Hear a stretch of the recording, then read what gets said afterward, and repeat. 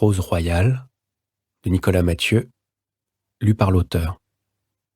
Le royal était un rade tout en longueur, aux murs sombres, avec un long comptoir, 3 tireuses à bière et de grandes baies vitrées poussiéreuses qui donnaient sur un chinois, une cordonnerie, une supérette.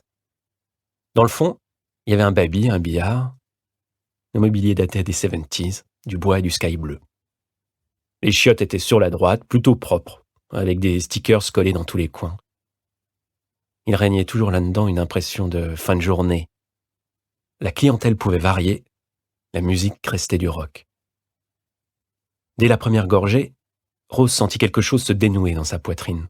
La bière était fraîche, les pages du journal froissées, et sous sa semelle gauche, elle pouvait sentir la solidité de métal du repose-pied. Ces 3 sensations lui faisaient déjà un monde, un chez-soi convenable. Elle humecta son doigt pour tourner les pages, et Fred lui demanda ce qu'il y avait de neuf. Bof, pas grand-chose. Rose aurait bientôt 50 piges, et elle ne s'en formalisait pas. Elle connaissait ses atouts, sa silhouette qui ne l'avait pas trahie, et puis ses jambes, vraiment belles. Son visage, par contre, ne tenait plus si bien la route. Il n'était ni gras, ni particulièrement creusé, mais le temps y avait laissé sa marque de larmes et de nuits blanches. Des rides compliquaient sa bouche, et ses cheveux n'avaient plus leur densité d'autrefois, cette abondance sexuelle qui avait fait une partie de son succès. Au moins, sous sa couleur, personne ne pouvait deviner les cheveux blancs.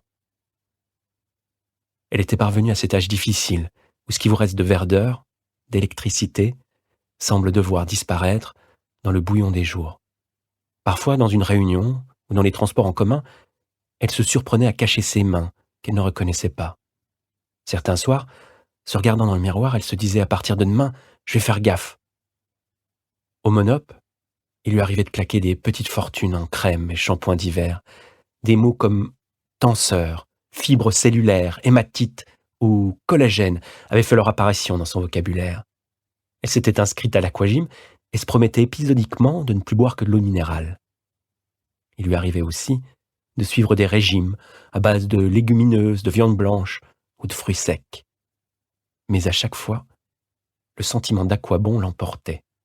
Il était déjà tard dans sa vie, et ses efforts ne rimaient sans doute pas à grand-chose. Rose s'était mariée à 20 ans. Elle avait eu 2 mômes dans la foulée, Bastien et Grégory, et un divorce sans complications majeures.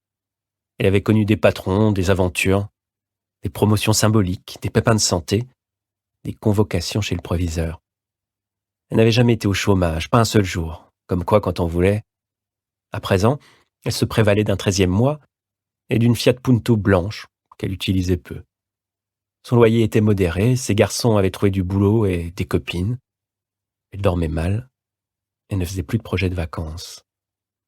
Il lui semblait parfois qu'elle ne vivait plus que par automatisme. Sa joie, finalement, c'était ça, s'asseoir au bar, papoter avec Fred. L'ivresse venait et puis elle avait Marie-Jeanne, sa grande copine qui passait le mardi et le jeudi. Elle vient ce soir d'ailleurs. Qui? Marie-Jeanne. Normalement oui, dit Fred. Y a pas un chat, dis donc, elle va faire la gueule.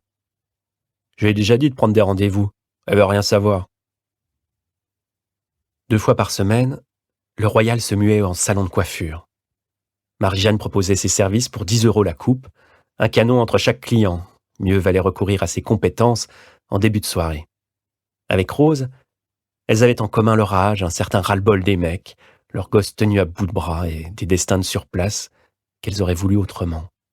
En tout cas, elles n'avaient pas à rougir. Qu'à un cas, elles avaient fait leur bonhomme de chemin. Chacune pouvait compter sur l'autre. Après le premier verre, Rose en commanda un autre. Les premiers consommateurs avaient fait leur apparition et elle se sentait bien, d'humeur affable. D'ailleurs, quand Fred évoqua l'énième grève de cheminots qui engorgeait le pays, Rose se contenta de lever les yeux au ciel, preuve qu'elle était dans de bonnes dispositions. Finalement, Marie-Jeanne se pointa un peu après 21h. Rose avait eu le temps de boire un 3e demi.